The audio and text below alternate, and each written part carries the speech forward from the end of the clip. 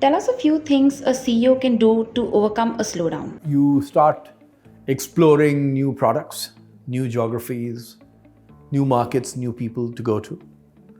You certainly take this time to consolidate your foundations.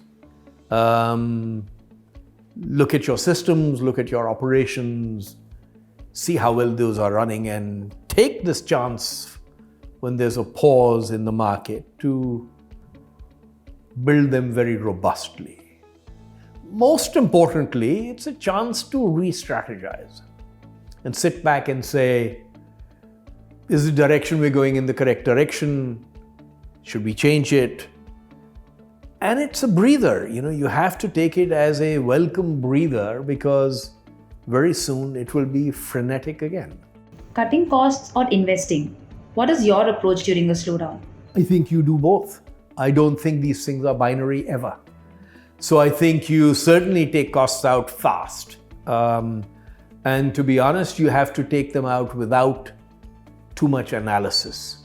You have to take them out by saying, this is what my cost base needs to be, and I'm going to have to cut X, Y, and Z to get there.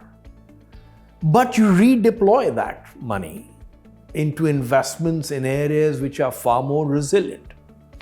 If we're in the lending business, financial services business, so if the small to medium scale businesses are hurting today, well, then it's an opportunity for us to build new products which are sold to larger companies, or go to consumers, individual consumers, or perhaps move towards safer products such as mortgages and housing.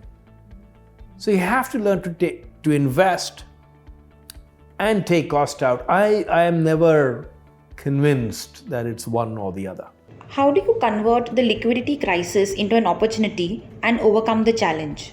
You don't actually. I think the liquidity crisis has to pass. The banking system cannot work. Financial services system cannot work with such a liquidity crisis. It is really difficult because it's not just us. It's really the end consumers, end businesses, end corporate houses that are suffering because they are unable to grow and they can't spend, and the consumers aren't spending money. So the whole economy gets affected. So liquidity is really something that has to be solved. And I hope they get to the root cause of this because it's extremely unhealthy for a growing economy like India to be in this position. Having said that, you again pick your horses. You dissect your product basket and you start looking at it and saying that if you have a limited amount of liquidity, which ones make the most profit? Which ones maximize your returns? And so that becomes a very data-based analytical exercise. It is not a time to be emotional. It is a time to be very objective, stare reality in the face, recognize the issue, and then choose. And it's very important to choose what to do as well as to choose what not to do, where you shouldn't be spending any more time because it's either too risky or the payback isn't long-term enough or good enough. And that selection becomes a little brutal because sometimes you're having to stop a business that you started with great gusto, with your employees are delighted to do, and then you have to go back to them and say, I'm really sorry, but we've decided to discontinue this.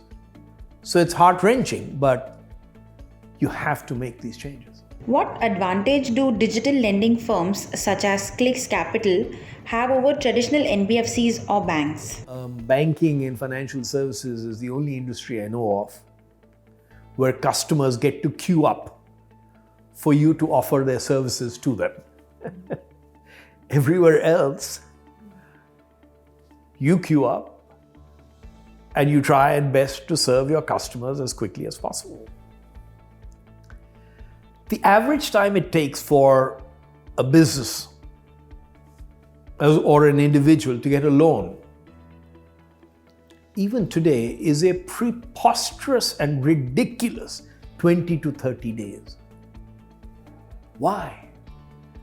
with the plethora of data that is available on individuals and businesses, why isn't that time reduced to a couple of minutes? Financial services will go in the direction of retailers, customer services, FedEx services, courier services. They need to be served with the same zeal and commitment and speed.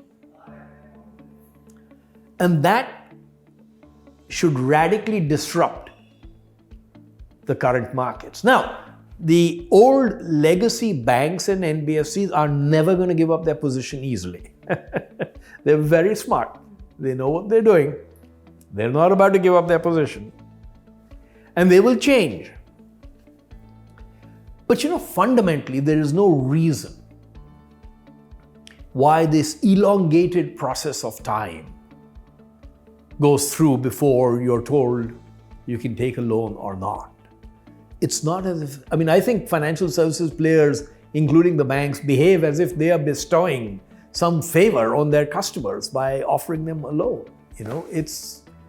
We do it as a business because it makes us money. So that has to be upended. Two, the entire process of risk management has to be upended. The number of people who have a credit rating is far smaller than the number of people who are new to credit, as we call them. Getting customers who are new to credit into the savings area, into the financial services basket is essential for a country like India. We have one of the lowest rates of saturation of financial services anywhere in the world. Bank accounts have been opened, but they're not being used. So there's no point quoting, the millions of people who have bank accounts. But the number of people who avail of loans regularly and use those is actually tiny. And no modern economy can develop in the absence of that. And I don't think India can go the traditional route of branch to branch to branch to branch. We have to leapfrog. We have to leapfrog using mobility, Aadhaar, all of the technology that has come to play. And the digital lenders combined with the banks who morph into partial digital lenders will help us achieve that. How do you ensure that the cost of capital is low and at the same time ensure sustained access to capital? Cost of capital is a direct correlation of how much equity you have and how much equity you raise from your private equity partners. We have Aon, and we're very delighted that the amount of equity we have, which is, very large sum, 1,700-1,800 crores, is there as a base. Beyond that, though, far more importantly, it's about risk management. Are you doing prudent lending, especially at a time like this, when the market is in turmoil? Are you doing lending prudently? Are your NPAs manageable? That's what lenders look at. And they look at your balance sheet. They look at your management team. What is your ability to assess what's happening in the market? How good are your risk assessment processes? How good are you at making sure you don't get hit by frauds? All of those things come into play. And that's the best way. And you have to keep moving up on credit rating to a point where you can get far better ratings than most companies are at today. And access to funding is building relationships. You have to have relationships with many banks. I do think India is going to need to open up its borrowing baskets to the outside world much more as our appetite for investments increases. We will not be able to provide all that funding domestically, particularly of the longer term kind, for instance. And I think access to that overseas market, which is flush with funds at relatively low unhedged rates, you must hedge them. And I think that if that market is opened up, then I think you will see a qualitative jump in the caliber of lending.